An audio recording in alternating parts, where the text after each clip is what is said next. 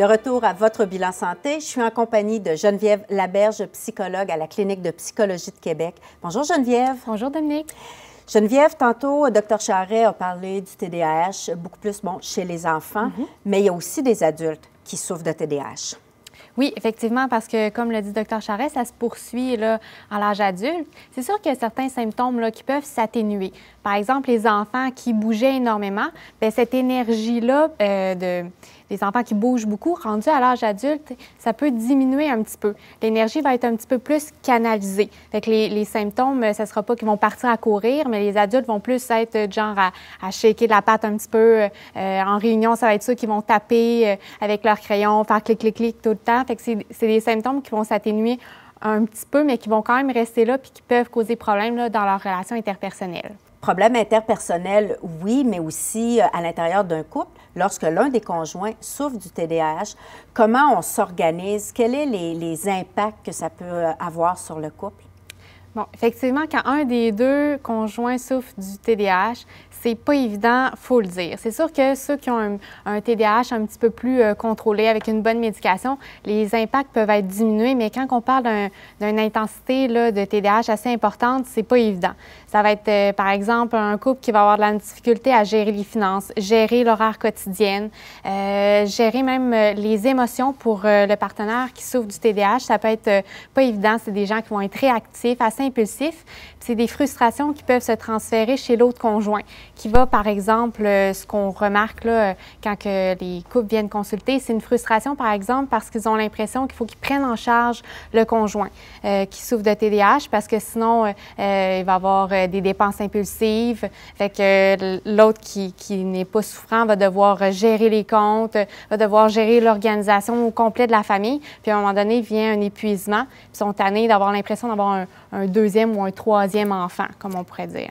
Est-ce qu'il y a des trucs que vous pouvez leur donner? Par exemple, parce que vous parlez d'une intensité, ça serait quoi, par exemple, l'exemple, puis après ça, un truc pour ces gens-là?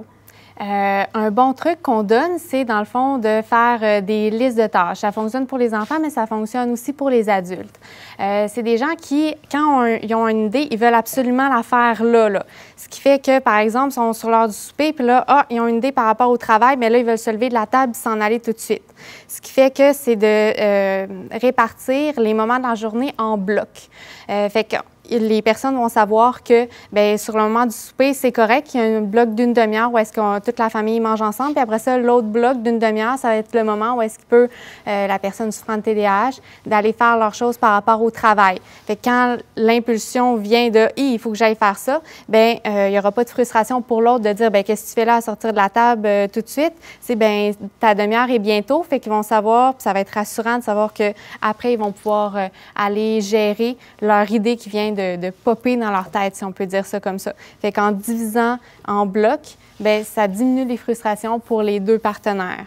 Mais est-ce que ça peut être gênant pour un des conjoints, par exemple, qui refait sa vie, de devoir avouer à sa nouvelle conjointe ou son nouveau conjoint qui souffre de TDAH? C'est sûr qu'il y en a pour qui c'est un petit peu plus gênant, quoique il y a des adaptations qui sont possibles de faire. Puis là, dans le fond, c'est sûr que le mieux, c'est d'en discuter. Parce que plus on discute, plus les adaptations sont possibles, puis on peut les faire rapidement, fait que les impacts vont diminuer.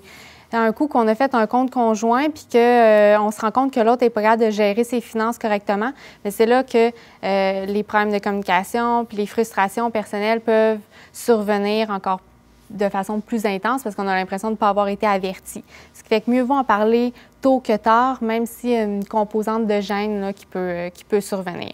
Geneviève, comment on peut vivre, si je peux le dire ainsi, normalement si l'un des deux souffre de TDAH et qu'on a aussi des enfants qui souffrent de TDAH? Ça ne doit pas être évident pour le conjoint qui lui, ne souffre pas de TDAH à gérer tout ça. Effectivement, parce qu'il y a la composante héréditaire, fait que quand un des deux parents l'a, souvent, il y a un des enfants qui peut souffrir de TDAH, fait que la personne qui ne souffre pas peut avoir l'impression d'être excédée là, parce qu'elle doit tout gérer. Donc, c'est ça l'important, c'est de ne pas assumer l'ensemble des responsabilités, mais bien de garder l'autre parent comme le traiter comme un adulte, ce qui veut dire qu'il faut aussi lui donner des responsabilités, mais en gérant avec différentes stratégies comme les blocs dont je parlais tantôt, les listes de tâches. On fait une liste de tâches pour les enfants, mais c'est aussi une liste de tâches là, pour l'adulte, ce qui fait qu'on envoie le papa qui souffre de TDAH, mettons, envoyer son enfant à la garderie, bien, faut faire une petite liste. Oublie pas la boîte à lunch, le sac pour l'enfant, pour la garderie, tes choses, ta mallette du travail. Fait qu'on a ça devant la porte. Fait que le parent peut très bien, de façon tout à fait autonome, même s'il souffre d'un TDAH, suivre sa liste, faire les choses en ordre et de façon organisée, ce qui fait que ça peut être tout à fait normal là, de vivre en tant que famille sans souffrir trop de façon importante des impacts du TDAH. Merci beaucoup, Geneviève. Très intéressant. Merci d'avoir été là.